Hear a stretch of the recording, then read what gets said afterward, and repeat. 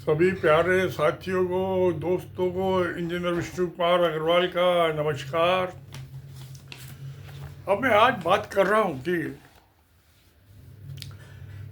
कल जो था फाइनेंस मिनिस्टर ने पार्लियामेंट में income tax act 2025 income tax bill 2025 parliament में पेश किया। उस पर डिस्कशन होगा। अभी तो फिलहाल तो उसको जो है पार्लियामेंट की जो स्टैंडिंग कमेटी होती है, सेलेक्ट कमेटी होती हैं, उसको रेफर कर दिया। वहाँ पे बहस मुबासा होगा, क्योंकि वहाँ पे वो सब जो कमेटी होती है पार्लियामेंट की, मैं भी एक दो सेलेक्ट कमेटी उसकी राज्यसभा की और एक दफ़े स्टैंडिंग कमेटी के सामने पेश हो चुका हुआ हूँ। लोकपाल वाले मिल में सेलेक्ट कमेटी के सामने पेश हुआ था। कहना मानते नहीं हमारे सलाह, जो मनमानी करते हैं अपने सरकार। अभी जब तो जनता से सजेशन मांगे हैं, वो आपने उनको सजेशन दी तो उनको उस पर अमल करो, कानून उसके मुताबिक बनाओ। अपनी मनमानी दादागिरी कैसे कर रहे हो? गलत बात। नतीजा क्या है? हमारी बात ना, मेरी बात ना मान के, मैंने लिख के भी दिया था और सलाह भी दी थी। मूंजवानी जब उन्होंने कहा था, मुझे बुलाया था समझाने के लिए, तो चेयरमैन साहब कहते हैं कमेटी के, मिस्टर अग्रवाल मैंने आपकी सारा पढ़ लिया, मैं निजी तौर पे तो आपकी बात से सहमत हूँ, मगर मुझे एक जॉब असाइन किया गया, हम रिकमेंड वही करेंगे। एक कुत्ते की तुम टेढ़ी की टेढ़ी। मैं उसको प्रधानमंत्री को, मंत्री शंत्रु को निकाल दो सब लोकपाल के अपॉइंटमेंट से। जिसको जनता कहे जो नेशन बिल्डर था वो अपॉइंट कर रहे लोकपाल, वही नहीं मानता, सुनता नहीं। चलो कोई बात नहीं, भेज दो सेलेक्ट कमेटी को, स्टैंडिंग कमेटी को। अब इसका नतीजा क्या? हिंदुस्तान में 1923 में 1923 1922 में तो कानून बना था, ब्रिटिश गवर्नमेंट ने बनाया था। उनको भाई तो उनको पैसा चाहिए, क्यों चाहिए पैसा सरकार को? कि जी बर्मा में फौज भेजनी है लड़ने के लिए। अब तो बर्मा हिंदुस्तान का हिस्सा ही नहीं है, तो मोदी को कहा बर्मा में फौज भेजनी है तो तुमको इनकम टैक्स क्यों लगाना है भाई? इंडिया का तो कोई बॉर्डर ही फिक्स नहीं है। चीन से झगड़ा बॉर्डर का, पाकिस्तान से झगड़ा बॉर्डर का, नेपाल से झगड़ा बॉर्डर का। तो कोई भी नेशन स्टेट होती है उसका बॉर्डर फिक्स होता है, वो तो है ही नहीं। तो फिर नेशन क्या हुआ? जब बॉर्डर नहीं है तो नेशन नहीं है। मैं तो नहीं मानता, आप भी प्यारे दोस्त नहीं मानोगे। मानते हो तो please right in comment box. Nation state की पहली क्वालिफिकेशन ये है कि उसके बॉर्डर फिक्स होने चाहिए। नहीं है, झगड़ा ही झगड़ा है। दूसरी चीज जो है ये income tax act 2023-24 financial year 2023-24 में जो डिस्प्यूटेड टैक्स अमाउंट थे, डिस्प्यूटेड जिसमें झगड़ा चल रहा है, मगजबाजी चल रही है, वो था 15.4 लाख करोड़। 15.4 लाख करोड़ का अमाउंट डिस्प्यूटेड है, मगजबाजी चल रही है। भाई आप अनाप शनाप टैक्स मांगोगे तो कौन देगा? दुनिया को पागल समझते हो? वो रिश्वत खोरी के लिए जिसपे 100 रुपये लगता है टैक्स पे 1000 रुपये का भेज देते हैं डिमांड नोटिस। वो तो नहीं देगा तो मदमीबाजी होगी ना, और क्या होगा? तुम उसका गला थोड़ा ना काट सकते हो। इस हिंदुस्तान में जितने क्रिमिनल ये टैक्स बाजी में पैदा हुए हैं, कभी नहीं हुए ना। पहले टैक्स लगता था, अभी तुम टैक्स नहीं लगोगे तो वो टैक्स इवेडर कैसे हो जाएगा? टैक्स इवेडर नहीं होगा तो क्रिमिनल कौन बनेगा? सब शरीफ आदमी रहेंगे ना। तो टैक्स इवेजन जो है, ये कहते हैं मैं तो नहीं मानता कोई टैक्स। क्यों दे तुम्हें टैक्स? किस बात का दे पैक्स? तुमने क्या कर रहे हो मेरे लिए? मुझे पेंशन मिली है, मैंने नौकरी की थी 34 साल, सरकार ने मुझे क्या दे दिया? वो पैसों का मैं अनाज खरीद के लाता हूँ, आटा लाता हूँ, सब्जी लाता हूँ, तेल घी लाता हूँ, मसाले लाता हूँ, नमक लाता हूँ।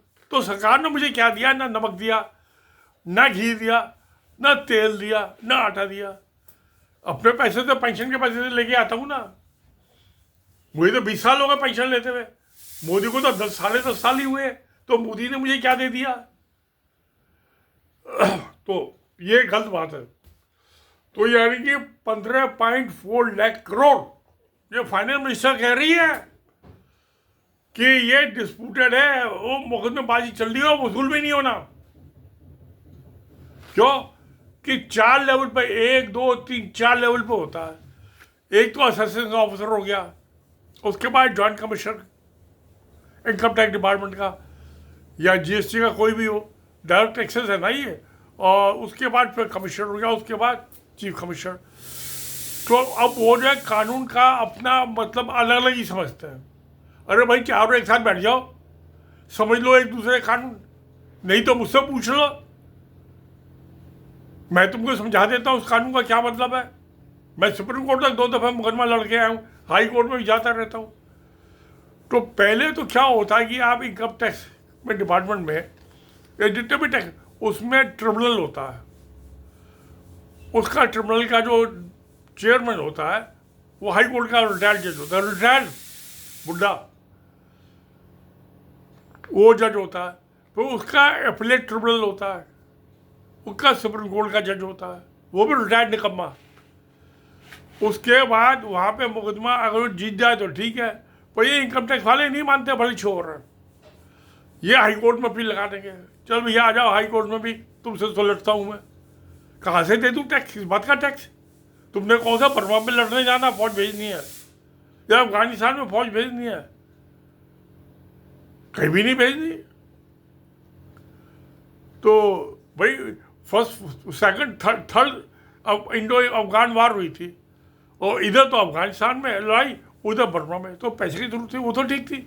अब तो कोई लड़ाई नहीं हो रही, कोई नहीं मर रहा, सब जिंदा है, तो टैक्स टैक्स चाहिए भाई, बेवकूफ़ बना रहे हो जनता को। खैर लगाओ। और दूसरी बड़ी, अब इसमें मुकदमेबाजी तो हो रही है। आप ये देखिए कि कितने मुकदमे जो है इनकम टैक्स डिपार्टमेंट जीतता है और कितने हारता है। इनकम टैक्स डिपार्टमेंट 11.5% मुकदमे जीतता है,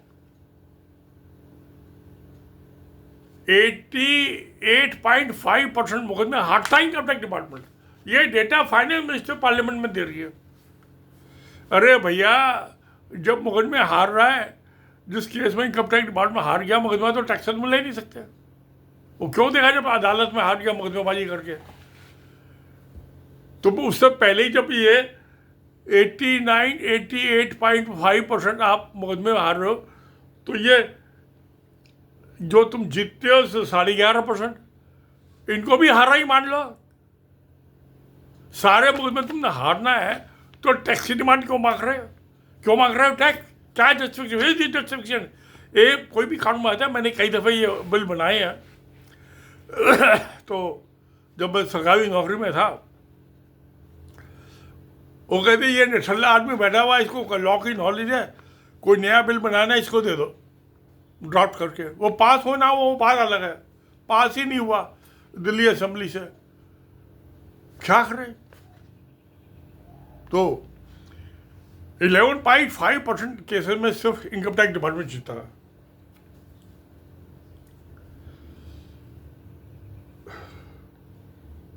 अब इकोनॉमिक्स पे आओ, जो मुकदमे हारे वकीलों को फीस दिया आपने, वो भी खा पी गए चले गए।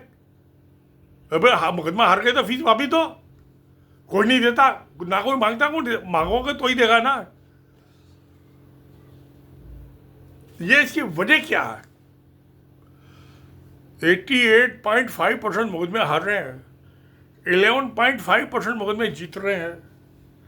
इसकी जड़ है root cause rampant corruption amongst the tax administration cadres, और इनके एडवोकेट भी छोड़ रहे हैं, और जून उसके लगा के सॉलिसिटर जनरल, एडवोकेट जनरल सारे छोड़ रहे हैं। तो भैया अगर जो इसको इनकम टैक्स, इसको बिल को क्यों, इसको रिपील तो कर रहे हो, नया लॉ मत लाओ।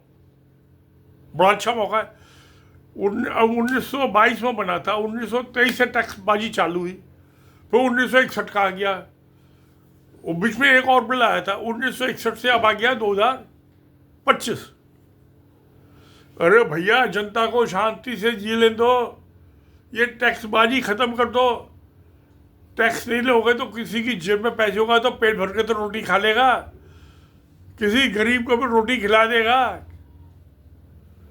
और ये मुकदमेबाजी खत्म हो जाए, अदालतों में मुकदमेबाजी भरी है।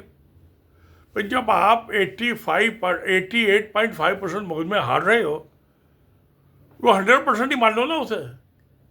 11.5% को क्यों काउंट करते हो जो जीते आपने? और उसमें कितने पैसे मिले और कितने साल में मिले? 10 ईयर्स, 10 साल का लिटिगेशन, 10 साल में वकीलों के मोटे हो गए, खा खा पेट उनके जेबें भर गई। और गाउन पहनते हैं पीछे, और गाउन में गठरी हो उनकी बन गई, कई लाख रुपए फीस लेते हैं। तो प्यारे दोस्तों, मुझे तो कुछ ये लग नहीं रहा, इसको रिपील तो ले आइए, बड़ी अच्छी बात है। नया एक्ट बनाने की जरूरत ही नहीं है। और तुम ना किसी टैक्स मांगो, ना कोई क्रिमिनल बनेगा। भाई वो टैक्स नहीं देना चाहता, वो खुशी नहीं है उसको, दे वो खुश नहीं होता तो क्यों मांगते हो, उसको क्यों परेशान कर रहे हो? वो तो देगा नहीं। और आपको तो टैक्स नहीं दिया तो क्रिमिनल हो गया, टैक्स इवेडर हो गया। बड़ी नाजायज बात है, टर्मिनोलॉजी करता है। यानी कि टैक्सेशन जो है क्रिमिनल पैदा कर रहा है, क्रिमिनल मुजरिम पैदा कर रहा है सोसाइटी में। ये टैक्सबाजी खत्म कर दो तो वो सज्जन आदमी बन जाएंगे। तो मेरा कहना ये है, तो चलिए देखिए आपकी क्या, आप मुझे सपोर्ट करते हो, यस कहते हो कि हाँ मैं ठीक कह रहा हूँ, ये टैक्सबाजी खत्म होनी चाहिए तो यस लिख दीजिए। आपके तो नहीं, टैक्स खूब लगना चाहिए, जम के होना चाहिए, गला घोटो गरीब आदमी का तो लिख दो तो घोट लो भैया गला, मैं तो 80 साल का हो गया, मर जाऊंगा पता नहीं किस दिन लकड़ियों में जाऊंगा। महंगाई इतनी हो गई, सरकार 2000 रुपये देती है हिंदुओं की अर्थी जलाने के लिए, खर्चा आता है 35-40 लाख का, 40-50 हज़ार रुपये का। क्या करो? तो अगर जो समाज से क्रिमिनलिटी ख़त्म करनी है तो टैक्सबाजी ख़त्म कर दो, सीधा सा फार्मूला है। तो इसलिए सत्य में जयते। नमस्कार, धन्यवाद।